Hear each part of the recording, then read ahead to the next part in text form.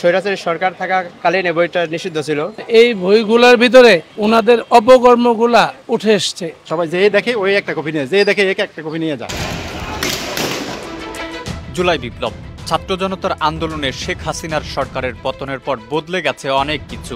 ব্যক্তিজীবন থেকে রাজনীতি সবকিছুই যেন বদলে গেছে। ১৪৪ ধারা উপেক্ষা করে ছাত্র জনতা যখন নতুন ইতিহাস সৃষ্টির নেশায় মত্ত, বারুদের গন্ধে যখন ভারী হয়ে আসছিল চারপাশ, ঠিক তখনই বলে দিচ্ছিল এই হাওয়ায় করে ভেসে আসছে নব সূচনার ঘ্রাণ। গায়ের তাজা রক্ত ঢেলে দিয়ে উৎসর্গ করা আবু সাইদদের জীবনদান বৃথা যায়নি। খুলে দিয়ে গেছে বন্ধ দরজার পেছনে চাপা পড়ে থাকা বহু কণ্ঠস্বরকে। তেমনি রাজনৈতিকভাবে নিষিদ্ধ বইকে পুনরায় আলোতে ফিরিয়ে আনা মুক্ত মঞ্চের তর্ক বিতর্কের। বিক্রেতারা বলছেন হাসিনা সরকার কুকর্মের ইতিহাস লেখা ছিল বলে নিষিদ্ধ করা হয়েছিল এসব বই। শেখ হাসিনার পতনের পরে মানুষ স্বাধীনভাবে ব্যবসা করতে পারছে।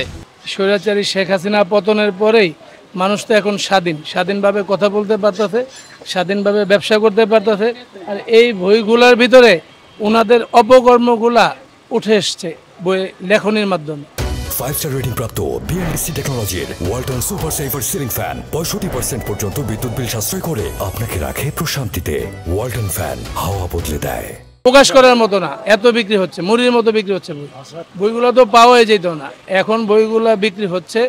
আগস্টের পরে থেকে বইগুলা বেশি বিক্রি হচ্ছে। সরকার পতন হওয়ার পর থেকে এগুলো অনেক বাজারে বিক্রি হচ্ছে। যারা এটার পড়ার এতদিন পড়তে পারে না, তারা পড়ার জন্য এখন সবাই মার্কেট থেকে হাজার বই মার্কেট থেকে বিক্রি হয়ে গেছে। সবাই এটার জন্য খোঁজাখুঁজি করতেছে। কিছুদিন আগে হয়তো পায় না, এখন বাজারে অ্যাভেলেবেল হয়ে গেছে। সবাই যে দেখে ওই একটা কপি নিয়ে, যে দেখে একটা কপি নিয়ে যায়। ক্রেতারা বলছেন এই বই থেকে সঠিক ইতিহাস জানতে পারবো। বইটা পড়ে বাংলার যে সঠিক ইতিহাস, এই ইতিহাসটা আমরা পড়তে পারবো। স্বৈরাচারী সরকার থাকাকালীন এই বইটা নিষিদ্ধ ছিল, কিন্তু সরকার পতনের পরে এই বইটা আমরা বাজারে পেতেছি। এই বইটার মধ্যে আসলে অনেক কিছু শেখার আছে। ইতিহাসগুলি আমাদের জানতে ইচ্ছা করতেছে যে ইতিহাসগুলি আসলে কি ছিল। এতদিন আমরা এইসব বই খুঁজছি, কিন্তু আমরা পাইনি। স্বৈরাচারী সরকার ব্যান করে দিয়েছিল। এইসব পিডিএফগুলি পাওয়াতে খুব রেয়ার আর কি।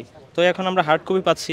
সত্যিই হত্যাকারীকে ছিল, আর হত্যার পিছনে গল্পগুলি কি ছিল এগুলি আমরা এখন জানি। মূলত যারা হত্যার পরিকল্পনা করছিল তারাই স্বৈরাচার ছিল, এবং তারা দেশের মানুষকে শোষণ করছে। 15 বছর যাবৎ যে একটা আবদ্ধ পরিবেশের মধ্যে আমরা বেড়ে উঠেছি, আমাদের মুক্ত বুদ্ধি চর্চার যে বিষয়টা, সেটাকেও আমাদের রুদ্ধ করে দেওয়া হয়েছে।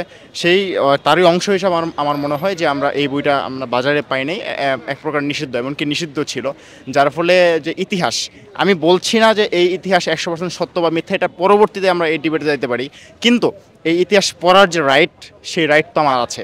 সেই অধিকার থেকে আমরা এতদিন বঞ্চিত ছিলাম বিভিন্ন পারিপার্শ্বিক কারণে, স্বৈরাচারী কারণে। অনেক আগেকার দিনের অনেক কিছু লেখা আছে যেগুলো আমরা জানি না, এবং কি অনেক তথ্য গোপন ছিল।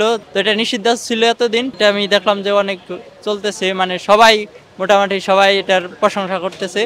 তো আমিও ভাবলাম একটা নিয়ে যাই আর কি।